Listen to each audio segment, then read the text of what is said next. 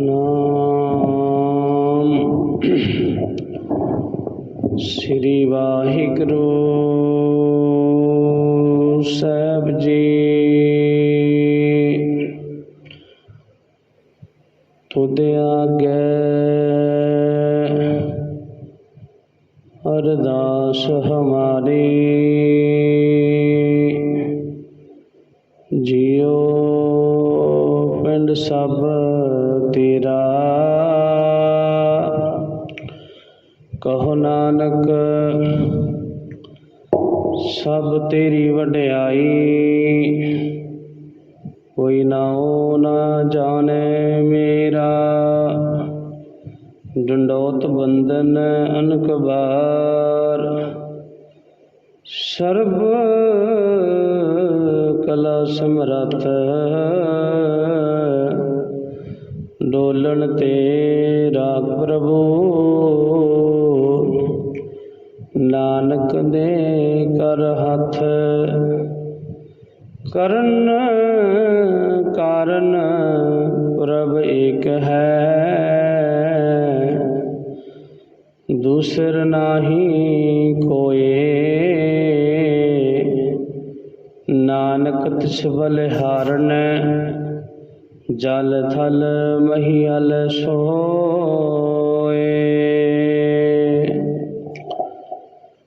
परम सत्कारयोग सतगुरां दी साजी नवाजी गुरु रूप साध संगत जी।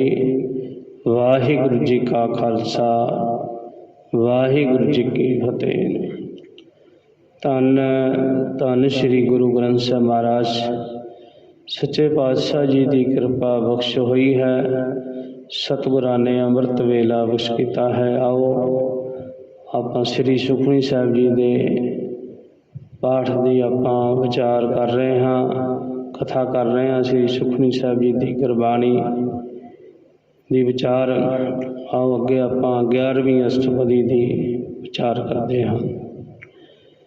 सतगुरु जी श्लोक विच फरमान करते हैं, करण कारण प्रभ एक है, दूसर नाही कोए। नानक तिस बलिहारने, जल थल महियल सोए।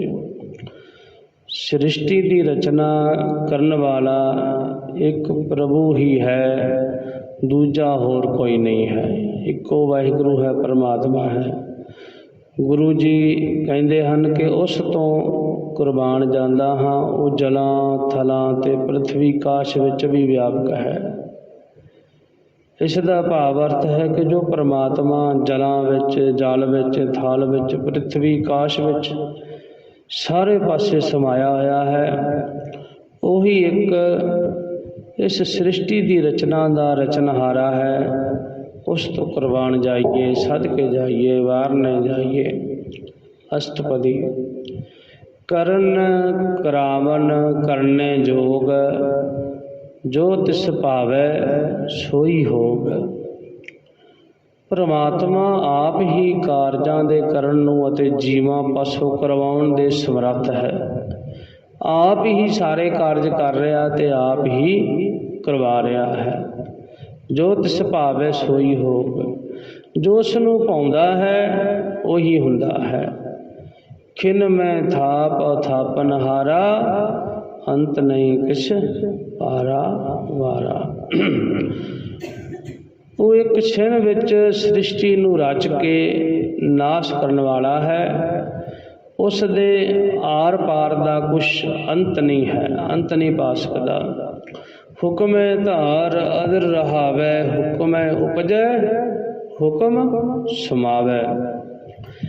अपने हुक्म विच सृष्टि नूं रच के बिना आसरे टकाई रखदा है। हुक्म विच सृष्टि पैदा हुंदी है ते हुक्म विच ही समा जाती है। हुक्म दे विच ही हुक्म धार अदर रहावै, हुक्म उपजै हुक्म समावै। हुक्म ऊच नीच बहार, हुक्म अनक रंग प्रकार। हुक्म विच ही उच्चे ते नीवें विहार चल रहे हैं। हुक्म विच ही नेक प्रकार दे रंग हैं। कर कर देखे अपनी वड्याई, नानक सब में रहा समाई। ਆਪਣੀ ਵਡਿਆਈ ਦੇ ਕੰਮਾਂ ਨੂੰ ਕਰ ਕਰਕੇ ਵੇਖਦਾ ਹੈ। ਗੁਰੂ ਜੀ ਫਰਮਾਉਂਦੇ ਹਨ ਕਿ ਉਹ ਪ੍ਰਭੂ ਸਭ ਸ੍ਰਿਸ਼ਟੀ ਵਿੱਚ ਸਮਾ ਰਿਹਾ ਹੈ। ਇਸ ਦਾ ਭਾਵ ਅਰਥ ਹੈ ਕਿ ਸ੍ਰਿਸ਼ਟੀ ਰਚਨ ਵਿੱਚ, ਨਾਸ਼ ਕਰਨ ਵਿੱਚ, ਬਿਨਾਂ ਕਿਸੇ ਆਸਰੇ ਦੇ ਟਿਕਾਈ ਰੱਖਣ ਵਿੱਚ ਪਰਮਾਤਮਾ ਸਮਰੱਥ ਹੈ। ਇਹ ਸਭ ਕੁਝ ਉਸ ਦੇ ਹੁਕਮ ਅੰਦਰ ਹੀ ਹੁੰਦਾ ਹੈ। ਆਪਣੀ ਸ਼ੋਭਾ ਦੇ ਕੰਮਾਂ ਨੂੰ ਨਿਯਮ ਅਨੁਸਾਰ ਚੱਲ ਰਹੇ ਵੇਖ ਕੇ ਪਰਮਾਤਮਾ ਪ੍ਰਸੰਨ ਹੁੰਦਾ ਹੈ, ਖੁਸ਼ ਹੁੰਦਾ ਹੈ। ਪ੍ਰਭ ਭਾਵੈ ਮਨੁੱਖ ਗਤ ਪਾਵੈ, ਪ੍ਰਭ ਭਾਵੈ ਤਾਂ ਪਾਥਰ ਤਰਾਵੈ। ਕਿ ਜੇ ਪ੍ਰਮਾਤਮਾ ਨੂੰ ਭਾਵੇ ਤਾਂ ਪੁਰਸ਼ ਮੁਕਤੀ ਪਾਉਂਦਾ ਹੈ। ਜੇ ਪ੍ਰਭੂ ਨੂੰ ਭਾ ਜਾਵੇ ਤਾਂ ਪੱਥਰਾਂ ਨੂੰ ਵੀ, ਪੱਥਰ ਦਿਲਾਂ ਨੂੰ ਵੀ ਤਾਰ ਦਿੰਦਾ ਹੈ, ਪੱਥਰਾਂ ਨੂੰ ਵੀ ਤਾਰ ਲੈਂਦਾ ਹੈ ਮਾਲਕ। ਇਸ ਵਿੱਚ ਦੱਸਿਆ ਹੈ ਕਿ ਜੈਸਾ ਕਿ ਸ਼੍ਰੀ ਰਾਮ ਚੰਦਰ ਜੀ ਦੇ ਰਾਮ ਸ਼ਿਵਰ ਦਾ ਪੁੱਲ ਬੰਨ੍ਹਣ ਲੱਗਿਆਂ ਰਾਮ ਦਾ ਨਾਮ ਲੈ ਕੇ ਸਮੁੰਦਰ ਉੱਤੇ ਪੱਥਰ ਤਾਰ ਕੇ ਰਾਵਣ ਨਾਲ ਯੁੱਧ ਕਰਨ ਵਾਸਤੇ ਲੰਕਾ ਉੱਤੇ ਧਾਵਾ ਕੀਤਾ ਸੀ। ਪੱਥਰਾਂ ਵਰਗੇ ਭਾਰੇ ਪਾਪੀ ਸੱਜਣ ਠੱਗ ਵਰਗਿਆਂ ਨੂੰ ਵੀ ਸ੍ਰੀ ਗੁਰੂ ਨਾਨਕ ਦੇਵ ਜੀ ਨੇ ਸੰਸਾਰ ਸਮੁੰਦਰ ਤੋਂ ਪਾਰ ਤਾਰ ਦਿੱਤਾ ਸੀ। ਪੱਥਰ ਵਰਗੇ ਦਿਲਾਂ ਨੂੰ ਵੀ ਤਾਰ ਦਿੰਦਾ ਹੈ ਉਹ ਮਾਲਕ, ਉਹ ਵਾਹਿਗੁਰੂ। ਪ੍ਰਭ ਭਾਵੇ ਤਾਂ ਹਰ ਗੁਣ ਭਾਖੇ, ਪ੍ਰਭ ਭਾਵੇ ਤਾਂ ਪਤ ਉਦਾਰੈ। ਆਪ ਕਰੇ ਆਪਨ ਵਿਚਾਰੈ, ਦੋਵਾਂ ਸਿਰਿਆਂ ਕਾ ਆਪ ਸੁਆਮੀ। ਖੇਲੇ ਵਿਕਸੇ ਅੰਤਰ ਜਾਮੀ। ਪ੍ਰਭੂ ਨੂੰ, ਵਾਹਿਗੁਰੂ ਨੂੰ ਭਾਵੇ ਤਾਂ ਜੀਵ ਨੂੰ ਸਵਾਸਾਂ ਤੋਂ ਬਿਨਾਂ ਵੀ ਰੱਖ ਲੈਂਦਾ ਹੈ। ਭਾਵ ਕਿ ਜਿਸ ਦੇ ਸਵਾਸ ਮੁੱਕ ਗਏ ਹੋਣ, ਜੇ ਪਰਮਾਤਮਾ ਨੂੰ ਮਨਜ਼ੂਰ ਹੋਵੇ ਤਾਂ ਉਸ ਨੂੰ ਫਿਰ ਵੀ ਰੱਖ ਲੈਂਦਾ ਹੈ, ਜੇ ਉਸ ਨੂੰ ਭਾ ਜਾਵੇ ਤਾਂ। ਜੇ ਪ੍ਰਭੂ ਨੂੰ ਭਾਵੇ ਤਾਂ ਜੀਵ ਹਰੀ ਦੇ ਗੁਣ ਗਾਉਂਦਾ ਹੈ। ਜੇ ਪ੍ਰਭੂ ਨੂੰ ਭਾਵੇ ਤਾਂ ਅਜਾਮਲ ਵਰਗੇ, ਗਣਕਾ ਵਰਗੇ ਅਨੇਕਾਂ ਪਾਪੀਆਂ ਨੂੰ ਉਤਾਰ ਲੈਂਦਾ ਹੈ। ਜੇ ਪ੍ਰਭੂ ਆਪ ਹੀ ਸਭ ਕੁਝ ਆਪਣੀ ਸਲਾਹ ਨਾਲ ਕਰਦਾ ਹੈ, ਕੁਛ ਕਰਨ ਲੱਗਾ ਕਿਸੇ ਦੂਜੇ ਦੀ ਸਲਾਹ ਨਹੀਂ ਲੈਂਦਾ ਮਾਲਕ, ਉਹ ਆਪ ਹੀ ਜੋ ਕੁਝ ਕਰਦਾ ਆਪ ਹੀ ਹੈ। ਲੋਕ ਪਰਲੋਕ ਦਾ ਵਾਹਿਗੁਰੂ ਪ੍ਰਭੂ ਆਪ ਹੀ ਮਾਲਕ ਹੈ। ਸੰਸਾਰ ਦੀ ਰਚਨਾ ਦੀ ਖੇਡ ਖੇਡ ਕੇ ਅੰਤਰਜਾਮੀ ਪ੍ਰਭੂ ਵਾਹਿਗੁਰੂ ਪ੍ਰਸੰਨ ਹੁੰਦਾ ਹੈ, ਖੁਸ਼ ਹੁੰਦਾ ਹੈ। ਜੋ ਭਾਵੇ ਸੋ ਕਾਰ ਕਰਾਵੇ, ਨਾਨਕ ਦ੍ਰਿਸ਼ਟੀ ਅਵਰ ਨਾ ਆਵੈ। ਜੋ ਪ੍ਰਭੂ ਨੂੰ ਭਾਉਂਦਾ ਹੈ ਸੋਈ ਕਾਰ ਕਰਾਉਂਦਾ ਹੈ। ਗੁਰੂ ਜੀ ਕਥਨ ਕਰਦੇ ਹਨ ਕਿ ਉਸ ਤੋਂ ਬਿਨਾਂ ਹੋਰ ਕੋਈ ਦੂਜਾ ਨਜ਼ਰ ਨਹੀਂ ਆਉਂਦਾ ਜੋ ਐਸੇ ਕੌਤਕ ਕਰ ਸਕਦਾ ਹੋਵੇ। ਇਸ ਦਾ ਭਾਵ ਅਰਥ ਹੈ ਕਿ ਪਰਮਾਤਮਾ ਜੋ ਚਾਹੇ ਸੋਈ ਕਰ ਸਕਦਾ ਹੈ। ਉਹ ਅਨਹੋਣੀ ਨੂੰ ਹੋਣੀ ਕਰ ਦੇਣ ਦੀ ਸ਼ਕਤੀ ਵਾਲਾ ਹੈ। ਆਪਣੀ ਸ਼ਕਤੀ ਕੋਲੋਂ ਉਹ ਹੀ ਕੁਛ ਕਰਾਉਂਦਾ ਹੈ ਜੋ ਉਸ ਦੀ ਆਪਣੀ ਮਰਜ਼ੀ ਹੋਵੇ। ਹੋਰ ਕੋਈ ਦੂਜਾ ਉਸ ਦੀ ਬਰਾਬਰੀ ਕਰਨ ਵਾਲਾ ਨਹੀਂ ਹੈ। ਅੱਗੇ ਸ੍ਰੀ ਗੁਰੂ ਅਰਜਨ ਦੇਵ ਮਹਾਰਾਜ ਜੀ ਫਰਮਾਉਂਦੇ ਹਨ, ਕਹੋ ਨਾਨਕ ਤੇ ਕਿਆ ਹੋਏ ਆਵੈ, ਜੋ ਤਿਸ ਭਾਵੈ ਸੋਈ ਕਰਾਵੈ। ਦੱਸੋ ਮਨੁੱਖ ਤੋਂ ਕਿਹੜੀ ਗੱਲ ਬਣ ਆਉਂਦੀ ਹੈ? ਭਾਵ ਮਨੁੱਖ ਕੁਛ ਨਹੀਂ ਕਰ ਸਕਦਾ। ਜੋ ਪ੍ਰਮਾਤਮਾ ਨੂੰ ਮਨਜ਼ੂਰ ਹੁੰਦਾ ਹੈ ਸੋਈ ਜੀਵਾਂ ਤੋਂ ਕਰਵਾਉਂਦਾ ਹੈ। ਇਸ ਕੇ ਹਾਥ ਹੋਏ ਤਾਂ ਕੁਛ ਲੈ, ਜੋ ਤਿਸ ਭਾਵੇ ਸੋਈ ਕਰੇ। ਜੇ ਮਨੁੱਖ ਦੇ ਵੱਸ ਵਿੱਚ ਹੋਵੇ ਤਾਂ ਸਭ ਕੁਛ ਆਪੇ ਹੀ ਸਾਂਭ ਲਵੇ, ਪਰ ਪਰਮਾਤਮਾ ਉਹੀ ਕਰਦਾ ਹੈ ਜੋ ਉਸ ਨੂੰ ਪਾਉਂਦਾ ਹੈ। ਕਿਸੇ ਦੀ ਮਰਜ਼ੀ ਨਹੀਂ ਹੋਣ ਦਿੰਦਾ, ਕਿਸੇ ਦੀ ਮਰਜ਼ੀ। ਅਣਜਾਣਤ ਵਿਖਿਆ ਮੈਂ ਰਚੇ, ਜੇ ਜਾਣਤ ਆਪਣ ਆਪ ਬਚੇ। ਇਹ ਜੀਵ ਬੇਸਮਝੀ ਕਰਕੇ ਵਿਸ਼ੇ ਵਿਕਾਰਾਂ ਵਿੱਚ ਪ੍ਰੀਤੀ ਕਰਦਾ ਹੈ। ਜੇ ਉਸ ਦੇ ਨਤੀਜੇ ਨੂੰ ਜਾਣਦਾ ਹੋਵੇ ਤਾਂ ਆਪਣੇ ਆਪ ਹੀ ਬਚ ਜਾਵੇ। भरमे भूला दैद सतावै, निमख मह चार कुंट फिर आवै। कहते भरम विच भुलिया होया 10 पासी दौड़दा फिरदा है मन साडा, छिन विचों कुंटां विच फिर आउंदा है। एक छिन अख दे फलकारे जिन्ना किन्ने विचार लै लैंदा है, कित्थे कित्थे हो के आ जांदा है। इस जीव दा मन ऐसा है। कर किरपा जिस अपनी भगत दे, नानक तेजा नाम मिले। किरपा करके जिस नूं अपनी भगती देंदा है, भगती करवाउंदा है, गुरु जी कथन करते हैं कि वह पुरुष नाम सिमरन में जुड़िया रहता है। इसका भाव अर्थ है कि मनुख दे अपने वश की कोई गल नहीं है। वही कुछ हुंदा है जो परमात्मा नूं मंजूर होवे। अज्ञानता करके जीव माया के भरम विच भुलिया होया चार सफेरे भज्जा फिरदा है। जो उसकी कृपा दृष्टि करके भगती विच लग जाते हैं, उन्हां दा मन नाम सिमरन विच टिक जाता है। अगे सतगुरु जी फरमान करते हैं, खिन में नीच कीट को राज, पार ब्रह्म गरीब नवाज। कहते परमात्मा वाहिगुरु एक खिन पल विच कीड़े न चीज पुरुष नूं राज दे दिंदा है। पार ब्रह्म गरीबां नूं वडियाई देण वाला है, गरीब नवाज है। जिन्हें अंदरों मन नूं नीवा कर लिया, उस नूं गरीब, वो पार ब्रह्म गरीबां नूं वडियाई देण वाला। गरीबां दा भाव कि नहीं कि वो दुनियावी तौर पर आर्थिक तौर पर गरीब हो गए, धन दौलत उन्हां कोल है नहीं, कंगाल हो गए। उस गरीबी नूं नहीं पातशाह जी ने कहा कि जिहड़ी अंदर हिरदे विच साडे निमरता है गरीबी, उस नूं क्या है। अंदर दी गरीबी नूं, अंदर दी गरीबी नूं क्या है। मन साडा नीवा हो जावे तां वो नवाजदा है। हुण अहंकार की गल करिए तो कईयां नूं वड्डियां वड्डियां गड्डियां ते भी चढ़ के हंकार नहीं आउंदा, ते कई साइकिल ते चढ़ के हंकार करी जाते हैं। आखो सतनाम श्री वाहिगुरू जी। मोटरसाइकिल का ही हंकार करी जाते हैं, तो कई वड्डियां वड्डियां गड्डियां का भी हंकार नहीं करते। हुण वेखो वह अमीर बंदा है, उस दे अंदर गरीबी है। एक गरीब है, उस दे अंदर अहंकार है, होमे है, अहंकार है।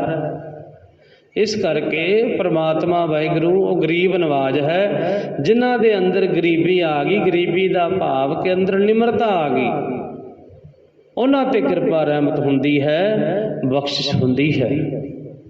वो गरीबां नूं नवाजण वाला अंदर दी गरीबी वेखदा है, अंदर निमरता वेखदा है कि किन्नी है। वो गरीब नवाज है मालक। अगे सतगुरु जी फरमाउंदे हन, जा का दृष्ट कछु ना आवे, तिस तत्काल ते दिस प्रगटावे। कहते जिस दा कुछ भी नज़र ना आउंदा होवे, उस नूं छिन भर विच दसी पासी प्रगट कर दिंदा है।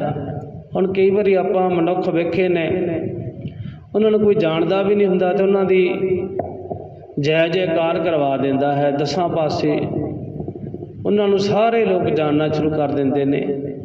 पहलां नहीं कोई जानदा सी, पर जदों उस दी नज़र पै जावे मालक दी, वैसे तो नज़री हेठ सारिਆਂ ਨੂੰ अपनी नज़रां दे हेठ रख रहा 84 ਲੱਖ जीवां नूं, ते जदों उहदी किरपा दी रहमत दी बख्शिश हो जावे, फिर वो दसां पासे प्रगट कर दिंदा है। अगे सतगुरु जी फरमान करते हैं, तिस तत्काल दैदस प्रगटावे, जा को अपनी करे बख्शीश, ताका लेखा ना गणे जगदीश। जिंद दे शरीर विच जगत का मालक वाहिगुरू, जिस ते अपनी बख्श करता है जगत का मालक वाहिगुरू, उसका लेखा नहीं गिनदा। जिंद दे शरीर सब उस परमात्मा की दिती पूंजी है। जिंद जड़ी हर एक शरीर अंदर पूर्ण ब्रह्म का प्रकाश, उसकी जोत है, प्रकाशमान है। जाको अपनी करे बख्शीश, ताका लेखा ना गणे जगदीश। जियो पिंड सब तिसकी रास, ਜਿੰਦ ਤੇ ਸਰੀਰ ਸਭ ਉਸ ਪਰਮਾਤਮਾ ਦੀ ਦਿੱਤੀ ਹੋਈ ਪੂੰਜੀ ਹੈ। ਘਟ ਘਟ ਪੂਰਨ ਬ੍ਰਹਮਨ ਪ੍ਰਗਾਸ, ਹਰ ਇੱਕ ਸਰੀਰ ਅੰਦਰ ਪੂਰਨ ਪ੍ਰਭੂ ਦਾ ਪ੍ਰਕਾਸ਼, ਉਸ ਦੀ ਜੋਤ ਪ੍ਰਕਾਸ਼ਮਾਨ ਹੈ। ਸਾਰੇ ਜੀਵਾਂ ਦੇ ਵਿੱਚ ਉਹ ਪ੍ਰਕਾਸ਼ਮਾਨ ਹੈ। ਆਪਣੀ ਬਣਤ ਆਪ ਬਣਾਈ, ਨਾਨਕ ਜੀਵੇ ਦੇਖ ਬੜਾਈ। ਆਪਣੀ ਘਾੜਤ ਉਸਨੇ ਆਪ ਹੀ ਘੜੀ ਹੈ, ਉਹ ਆਪ ਹੀ ਆਪਣੇ ਤੋਂ ਹੀ ਪ੍ਰਗਟ ਹੈ, ਕਿਸੇ ਦਾ ਬਣਾਇਆ ਹੋਇਆ ਨਹੀਂ ਬਣਿਆ। ਆਪਣੀ ਸ੍ਰਿਸ਼ਟੀ ਦੀ ਰਚਨਾ ਉਸਨੇ ਆਪ ਹੀ ਰਚੀ ਹੈ, ਕਿਸੇ ਪਾਸੋਂ ਤਿਆਰ ਨਹੀਂ ਕਰਵਾਈ। ਗੁਰੂ ਜੀ ਫਰਮਾਉਂਦੇ ਹਨ, ਕਥਨ ਕਰਦੇ ਹਨ ਕਿ ਪ੍ਰਭੂ ਦੀ ਐਸੀ ਮਹਿਮਾ ਨੂੰ ਵੇਖ ਕੇ ਮੈਂ ਜਾਉਂਦਾ ਹਾਂ, ਉਸ ਦੀ ਮਹਿਮਾ ਮੇਰੇ ਪ੍ਰਾਣਾਂ ਦਾ ਆਧਾਰ ਹੈ। ਇਸ ਦਾ ਭਾਵ ਅਰਥ ਹੈ ਕਿ ਇਸ ਦਾ ਬਲ ਨਹੀਂ, ਇਸ ਨਾ ਹੀ ਇਸ ਹਾਥ। ਇਸ ਦਾ ਭਾਵ ਅਰਥ ਹੈ ਕਿ ਪ੍ਰਮਾਤਮਾ ਜਿਸ ਤੇ ਕਿਰਪਾ ਕਰੇ ਉਸ ਨੂੰ ਛਿਨ ਵਿੱਚ ਨਿਹਾਲ ਕਰ ਦਿੰਦਾ ਹੈ। ਸਭ ਕੁਝ ਜੀਓ ਪਿੰਡ ਦਾ ਉਹੀ ਮਾਲਕ ਹੈ, ਸਾਰੇ ਉਸ ਦੀ ਜੋਤ ਦਾ ਪ੍ਰਕਾਸ਼ ਹੈ। ਸ੍ਰਿਸ਼ਟੀ ਦਾ ਕਰਤਾ ਹਰਤਾ ਉਹ ਆਪ ਹੀ ਹੈ। ਭਗਤਾਂ ਦਾ ਜੀਵਨ ਉਸ ਦੇ ਨਾਮ ਦੇ ਆਸਰੇ ਹੁੰਦਾ ਹੈ। ਇਸ ਕਾ ਬਲ ਨਾਹੀ ਇਸ ਹਾਥ, ਕਰਨ ਕਰਾਵਣ ਸਰਬ ਕੋ ਨਾਥ। ਆਗਿਆਕਾਰੀ ਬਪਰਾ ਜੀਓ, ਜੋ ਤਿਸ ਭਾਵੇ ਸੋਈ ਫੁਨ ਥੀਓ। ਕਬਹੂ ਊਚ ਨੀਚ ਮੈਂ ਬਸੇ, ਕਬੂ ਸੋਗ ਅਰਖ ਰੰਗ ਹਸੇ। ਕਬੂ ਨਿੰਦ ਚੰਦ ਬਹਾਰ, ਕਬੂ ਓਗ ਆਕਾਸ਼ ਪਿਆਲ। ਕਹਿੰਦੇ ਇਸ ਜੀਵ ਦਾ ਜ਼ੋਰ ਇਸ ਦੇ ਆਪਣੇ ਹੱਥ ਵਿੱਚ ਨਹੀਂ ਹੈ। ਸਭ ਕੁਝ ਕਰਨ ਕਰਾਉਣ ਵਾਲਾ, ਸਭ ਦਾ ਮਾਲਕ ਪਰਮਾਤਮਾ ਆਪ ਹੈ। ਇਹ ਜੀਵ ਵਿਚਾਰਾ ਤਾਂ ਹੁਕਮੀ ਬੰਦਾ ਹੈ। ਉਸ ਪਰਮਾਤਮਾ ਨੂੰ ਜੋ ਪਾਉਂਦਾ ਹੈ ਸੋਈ ਹੁੰਦਾ ਹੈ। ਇਹ ਜੀਵ ਕਦੇ ਉੱਚੀ ਅਤੇ ਕਦੇ ਨੀਵੀਂ ਦਿਸ਼ਾ ਵਿੱਚ ਵਸਦਾ ਹੈ, ਕਦੇ ਗਮੀ ਤੇ ਕਦੇ ਖੁਸ਼ੀ ਦੇ ਰੰਗਾਂ ਵਿੱਚ ਹੱਸਦਾ ਹੈ। ਕਦੇ ਇਸ ਜੀਵ ਦਾ ਪਰਾਈ ਨਿੰਦਿਆ ਤੇ ਚਿੰਤਨ ਵਾਲਾ ਵਿਹਾਰ ਹੁੰਦਾ ਹੈ, ਤੇ ਕਦੀ ਇਹ ਉੱਚਾ ਆਕਾਸ਼ ਵੱਲ ਚੜ੍ਹ ਜਾਂਦਾ ਹੈ, ਤੇ ਕਦੇ ਨੀਵਾਂ ਪਤਾਲ ਵਿੱਚ ਡਿੱਗ ਪੈਂਦਾ ਹੈ। ਇਸ ਦੇ ਹੱਥ ਕੁਝ ਨਹੀਂ। ਕਭੂ ਬੇਤਾ ਬ੍ਰਹਮ ਵਿਚਾਰ, ਨਾਨਕ ਆਪ ਮਿਲਾਵਣਹਾਰ। ਕਦੀ ਇਹ ਬ੍ਰਹਮ ਦੀ ਵਿਚਾਰ ਦੇ ਜਾਣਨ ਵਾਲਾ ਹੁੰਦਾ ਹੈ। ਗੁਰੂ ਜੀ ਫਰਮਾਉਂਦੇ ਹਨ ਕਿ ਆਪਣੇ ਨਾਲ ਇਸ ਨੂੰ ਮਿਲਣ ਵਾਲਾ ਪ੍ਰਮਾਤਮਾ ਆਪ ਹੀ ਹੈ। ਇਸ ਦਾ ਭਾਵ ਅਰਥ ਹੈ ਕਿ ਇਸ ਜੀਵ ਦੇ ਆਪਣੇ ਹੱਥ ਵੱਸ ਕੁਝ ਨਹੀਂ ਹੈ। ਪ੍ਰਮਾਤਮਾ ਜੋ ਸਭ ਦਾ ਮਾਲਕ ਹੈ, ਸਭ ਕਰਨਾ ਕਰਾਉਣਾ ਉਸ ਦੇ ਹੁਕਮ ਅੰਦਰ ਹੈ। ਇਹ ਜੀਵ ਵਿਚਾਰਾ ਤਾਂ ਕਦੇ ਕੁਝ ਚੰਗਾ ਸੋਚਦਾ ਹੈ ਤੇ ਕਦੇ ਕੁਛ ਮੰਦਾ ਸੋਚੀ ਜਾਂਦਾ ਹੈ। ਕਦੇ ਖੁਸ਼ੀ ਨਾਲ ਫੁੱਲਿਆ ਨਹੀਂ ਸਮਾਉਂਦਾ ਤੇ ਕਦੇ ਗਮੀ ਨਾਲ ਰੋਂਦਾ ਹੈ, ਨਿਢਾਲ ਹੋ ਜਾਂਦਾ ਹੈ, ਤੇ ਕਦੇ ਬ੍ਰਹਮ ਦੀ ਵਿਚਾਰ ਕਰਨ ਲੱਗ ਜਾਂਦਾ ਹੈ। ਪਰਮਾਤਮਾ ਜਿਸ ਨੂੰ ਚਾਹੇ ਆਪਣੀ ਸਿਫਤ ਸਲਾਹ ਦੁਆਰਾ ਆਪਣੇ ਨਾਮ ਨਾਲ ਮੇਲ ਲੈਂਦਾ ਹੈ, ਉਹ ਆਪ ਹੀ ਆਪਣੇ ਨਾਲ ਭੇਦ ਕਰਨ ਵਾਲਾ ਹੈ।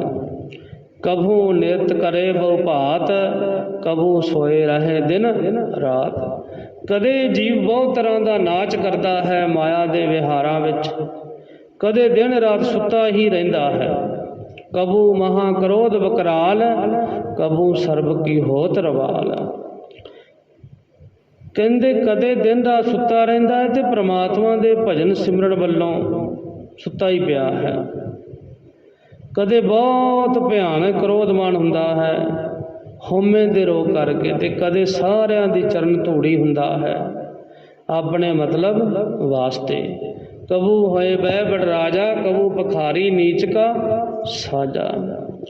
ਕਦੇ ਵੱਡਾ ਰਾਜਾ ਬਣ ਬੈਠਦਾ ਹੈ ਆਪਣੀ ਵਡਿਆਈ ਤੇ ਹਉਮੈ ਦੇ ਵਿੱਚ, ਤੇ ਕਦੇ ਮੰਗਤਾ ਬਣ ਕੇ ਨੀਚਾਂ ਦਾ ਬਾਣਾ ਬਣਾ ਲੈਂਦਾ ਹੈ। ਕਬੂ ਅਪਕਿਰਤ ਮੈਂ ਆਵੈ, ਕਬੂ ਭਲਾ ਕਹਾਵੈ। ਜੋ ਪ੍ਰਭ ਰਾਖੇ ਤਵਹੀ ਰਹੇ, ਗੁਰ ਪ੍ਰਸਾਦ ਨਾਨਕ ਸੱਚ ਕਹੇ। ਕਹਿੰਦੇ ਜਦੋਂ ਕੋਈ ਵਸ ਨਾ ਚੱਲੇ, ਕਦੇ ਨਿੰਦਿਆ ਕਰਨ ਵਿੱਚ ਆ ਜਾਂਦਾ ਹੈ ਤੇ ਕਦੇ ਖੋਟੇ ਕੰਮ ਕਰਨ ਲੱਗ ਪੈਂਦਾ ਹੈ, ਕਦੇ ਚੰਗਾ ਖਾਣ ਲੱਗ ਪੈਂਦਾ ਹੈ ਤੇ ਨੇਕ ਕੰਮ ਕਰਕੇ ਜਿਸ ਤਰ੍ਹਾਂ ਪ੍ਰਮਾਤਮਾ ਰੱਖੇ ਉਸੇ ਤਰ੍ਹਾਂ ਹੀ ਰਹਿੰਦਾ ਹੈ। ਗੁਰੂ ਜੀ ਕਿਰਪਾ ਨਾਲ, ਗੁਰੂ ਜੀ ਦੀ ਕਿਰਪਾ ਨਾਲ ਨਾਨਕ ਇਹ ਸੱਚ ਵਾਰਤਾ ਕਹਿੰਦਾ ਹੈ। ਸਤਿਗੁਰੂ ਜੀ ਕਹਿ ਰਹੇ ਨੇ, ਕਬੂ ਹੋਏ ਪੰਡਤ ਕਰੇ ਬਖਿਆਨ, ਕਬੂ ਮੌਨ ਧਾਰੀ ਲਾਵੇ ਧਿਆਨ। ਕਦੇ ਜੀਵ ਪੰਡਤ ਹੋ ਕੇ ਗਿਆਨ ਦਾ ਉਪਦੇਸ਼ ਕਰਦਾ ਹੈ, ਕਦੀ ਚੁੱਪ ਧਾਰਨ ਕਰਕੇ ਸਮਾਧੀਆਂ ਲਾਉਂਦਾ ਹੈ। ਕਬੂ ਤਟ ਤੀਰਥ ਇਸ਼ਨਾਨ, ਕਬੂ ਸਿੱਧ ਸਾਧਕ ਮੁਖ ਗਿਆਨ। ਤੇ ਕਦੇ ਤੀਰਥਾਂ ਦੇ ਕਿਨਾਰਿਆਂ 'ਤੇ ਇਸ਼ਨਾਨ ਕਰਦਾ ਹੈ ਤੇ ਕਦੇ ਸਿੱਧ ਹੋ ਕੇ ਸਾਧਕਾਂ ਨੂੰ ਮੋਹ ਸਾਧਨਾ ਕਰਨ ਦਾ ਗਿਆਨ ਉਪਦੇਸ਼ ਦਿੰਦਾ ਹੈ। ਕਬੂ ਕੀਟ ਹਸਤ ਪਤੰਗ ਹੋਏ ਜੀਆ, ਅਨਕ ਜੋਨ ਭਰਮੈ ਭਰਮੀਆਂ।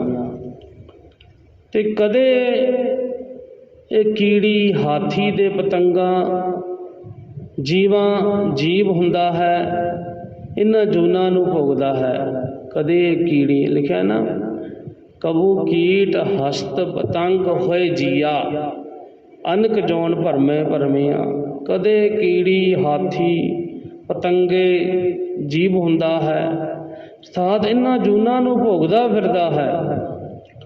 ਇਸ ਤਰ੍ਹਾਂ ਅਗਿਆਨ ਕਰਕੇ ਭਰਮ ਦਾ ਭਰਮਾਇਆ ਹੋਇਆ ਅਨੇਕ ਜੂਨਾਂ ਵਿੱਚ ਭਰਮਦਾ ਰਹਿੰਦਾ ਹੈ। ਅਨਕ ਜੋਨ ਭਰਮੇ ਭਰਮੀਆਂ। ਨਾਨਾ ਰੂਪ ਜੋ ਸੁਆਗੀ ਦਿਖਾਵੇ, ਜੋ ਪ੍ਰਭ ਭਾਵੈ ਤਿਵੇਂ ਨਚਾਵੇ। ਕਹਿੰਦੇ ਇਸੇ ਤਰ੍ਹਾਂ ਅਗਿਆਨ ਕਰਕੇ ਭਰਮ ਦਾ ਭਰਮਾਇਆ ਹੋਇਆ ਅਨੇਕ ਜੂਨਾਂ ਵਿੱਚ ਭਰਮਦਾ ਰਹਿੰਦਾ ਹੈ। ਸਾਂਗ ਧਾਰਨ ਵਾਲੇ ਵਾਂਗੂ ਅਨੇਕ ਤਰ੍ਹਾਂ ਦੇ ਰੂਪ ਧਾਰਨ ਕਰਕੇ ਵਿਖਾਉਂਦਾ ਹੈ। ਜਿਵੇਂ ਪ੍ਰਭੂ ਨੂੰ ਭਾਉਂਦਾ ਹੈ ਉਸੇ ਤਰ੍ਹਾਂ ਹੀ ਇਸ ਨੂੰ ਨਚਾਉਂਦਾ ਹੈ। ਜੋ ਤਿਸ ਭਾਵੈ ਸੋਈ ਹੋਏ, ਨਾਨਕ ਦੂਜਾ ਅਵਰ ਨਾ ਕੋਏ। ਗੁਰੂ ਜੋ ਉਸ ਪ੍ਰਮਾਤਮਾ ਨੂੰ ਭਾਉਂਦਾ ਹੈ ਸੋਈ ਹੁੰਦਾ ਹੈ। ਗੁਰੂ ਜੀ ਫਰਮਾਉਂਦੇ ਹਨ, ਹੋਰ ਕੋਈ ਦੂਜਾ ਇਸ ਤਰ੍ਹਾਂ ਦਾ ਨਹੀਂ ਹੈ ਜਿਸ ਦੀ ਇੱਛਾ ਅਨੁਸਾਰ ਸਭ ਕੁਝ ਹੁੰਦਾ ਹੋਵੇ।